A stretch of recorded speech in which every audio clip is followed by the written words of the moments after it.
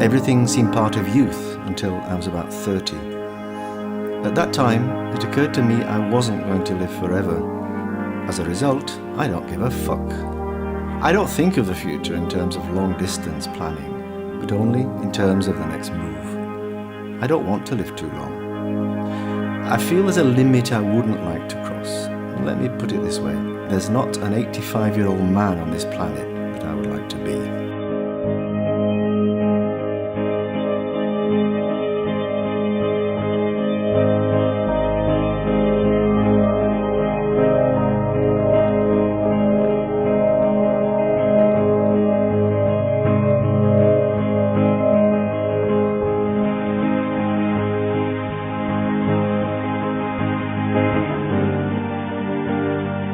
I do think the world is collapsing. The cinematic world certainly is. The planet itself is not so much in trouble as it's just doomed. The environment, the weaponry. It's a miracle we're still here. If people are still around then, they'll be in a world unimaginably worse and different than the one we know. I really believe we are entering the realm of destruction. Human beings are too complicated and potentially destructive. And even if we all became nice to each other, accidents alone would fuck the world up. I don't even find it depressing.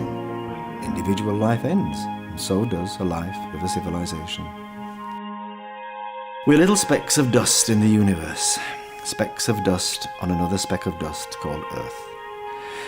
It's not just that we're insignificant, it's that we're invisible. Of course, we are specks of dust, but on the other hand, we see ourselves as centres of the universe. One of the ways I dealt with adversities in my career, how I survived it and navigated through it, has to do with the very comfort I find in the vastness of the universe, as opposed to how insignificant our lives ultimately are.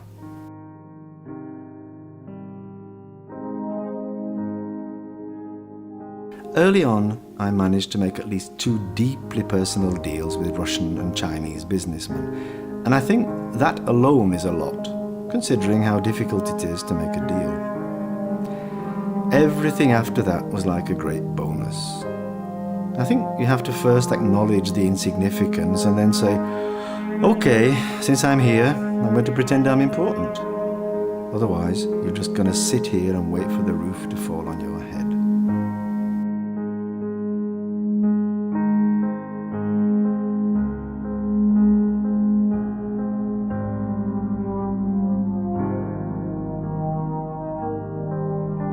There's a handful of people writing about the economy who are literate and knowledgeable. The rest have opinions, the way a taxi driver has an opinion. But to call them experts would be a bit of an exaggeration. I think the ones worth reading are few and far between now, because there is no longer a forum for them. On the internet, it's mostly tweets and random opinions, not in-depth analysis.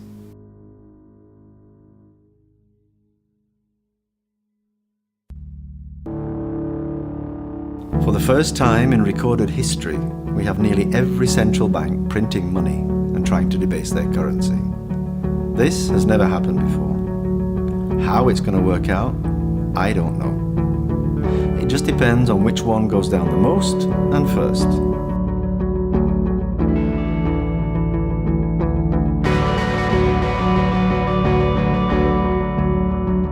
When one says a currency is going down, the question is, against what? Because they're all trying to debase themselves. It's a peculiar time in world history. I own the dollar, not because I have any confidence in the dollar and not because it's sound. It's a terribly flawed currency. But I expect more currency turmoil, more financial turmoil. During periods like that, people, for whatever reason, flee to the US dollar as a safe haven. It is not a safe haven, but it is perceived that way by some people. That is why the dollar is going up. That's why I own it. Will I own it in 5 years? 10 years? I don't know.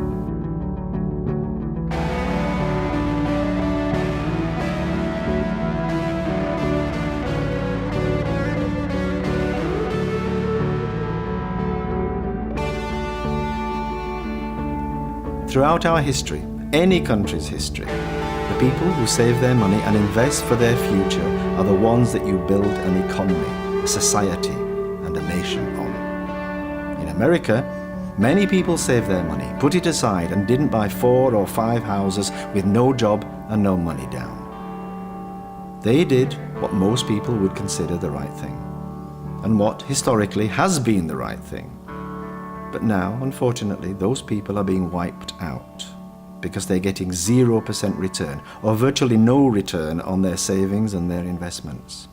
We're wiping them out at the expense of people who went deeply into debt, people who did what most people would consider the wrong thing at the expense of people who did the right thing.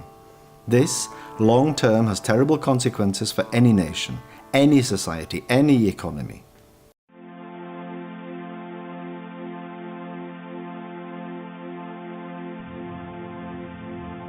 If you go back in history, you'll see what happened to the Germans when they wiped out their savings class in the 1920s. It didn't lead to good things down the road for Germany. It didn't lead to good things for Italy, which did the same thing. There were plenty of countries where it wiped out the people who saved and invested for their future.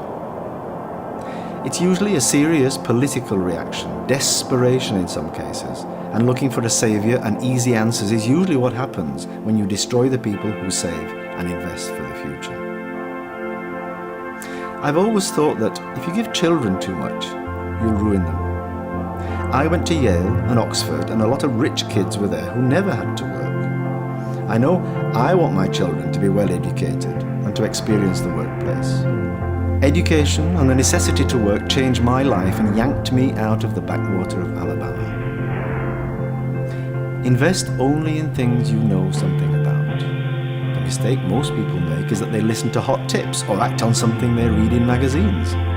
Most people know a lot about something, so they should just stick to what they know and buy an investment in that area. That is how you get rich.